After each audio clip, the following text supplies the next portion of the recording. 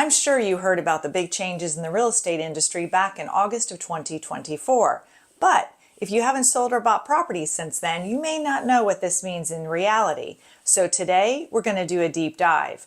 And like all good stories, we're going to start at the beginning. From the late 1800s to the mid 1990s, owners who wanted to sell a property, have someone market it, and handle the transaction from start to finish would hire a listing agent. There was no such thing as a buyer's agent. It was pre-internet, so no Zillow, no Realtor.com. Buyers had to drive around looking for signs like this one, or look in the newspaper. Then in the mid-1990s, the Federal Trade Commission ruled that sellers had an unfair advantage and buyers had a right to be represented as well. And the buying agent role was born. Once the internet became mainstream, so too did MLS online platforms. MLS stands for Multiple Listing Service, and it's a way for agents to share their listings with other agents and clients. The National Association of Realtors stated that if a property was to be listed on one of their affiliated MLS websites, the listing side had to offer commission to the buying side. Since over 89% of buyers use a real estate agent, this practice became widespread. So from the mid-1990s until 2024, this is how commission was paid. The sellers pay commission to the listing broker, say Michael Saunders and Company, and to the buying broker, let's say Remax. Then each broker gives a portion to their agent. Why was it set up that the sellers pay the buying side commission in the first place? Great question, Steve. Maybe because buyers, if they're financing, have all these fees,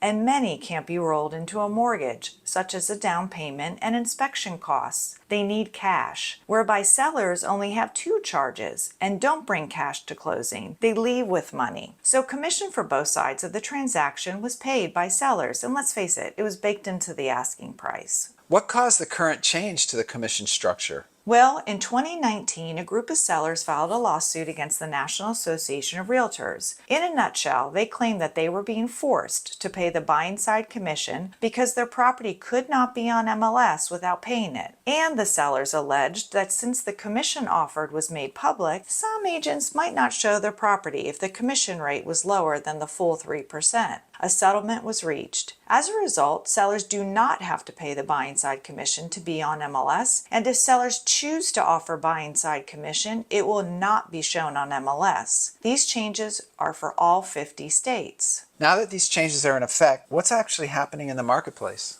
For budgeting purposes, most buyers want to know if the sellers are offering any buying side commission before seeing a property. Since it can't be on MLS, buyers' agents are reaching out to listing agents to find out what that amount is. If sellers aren't paying the buying side commission, buyers are asking them to do so in negotiations or factoring that into their offer price. The vast majority of sellers are continuing to pay the buying side commission, maybe because they realize it's an incentive to buyers, it's always been factored into the asking price, and it's one less thing to negotiate later. Listing agents are allowed to disclose the compensation sellers are offering to the buying side on personal broker websites, in buyers' packets, e-blasts that are emailed to thousands of realtors, and in the property itself. We just can't do so on MLS. Some people predicted that the buyer's agent role would go away due to these commission changes, but that's not happening, and I think it's for 3 reasons. Number 1, the typical buying process has over 100 tasks and up to 21 people involved. It's really complex. Number 2, the purchase is usually one of the buyer's largest assets, so they don't want to make a mistake. Number 3, moving is in the top 5 most stressful events in someone's life. You need a guide. Are there any other industry-wide changes? Great question. Yes, there's one more change. There is now a buyer's broker agreement that has to be signed by a buyer's agent and the prospective buyers before they take one step into a property. Failing to do so is cause to have your license suspended. The agreement is just like a listing agreement that is signed between the listing agent and the sellers. It outlines the time frame, duties and responsibilities of both parties, and compensation. 18 states have been using a buyer's agreement for a while, but now it will be required in all 50 states. I think this is a really positive change because the buyer's broker agreement elevates the buyer-agent relationship and defines it. More transparency and accountability is a good thing. So, to put all of this in context,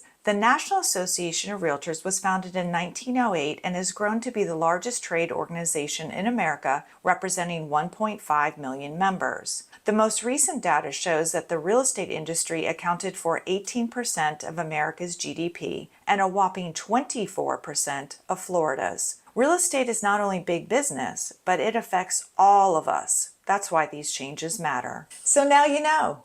Wishing you a wonderful Friday and even better weekend.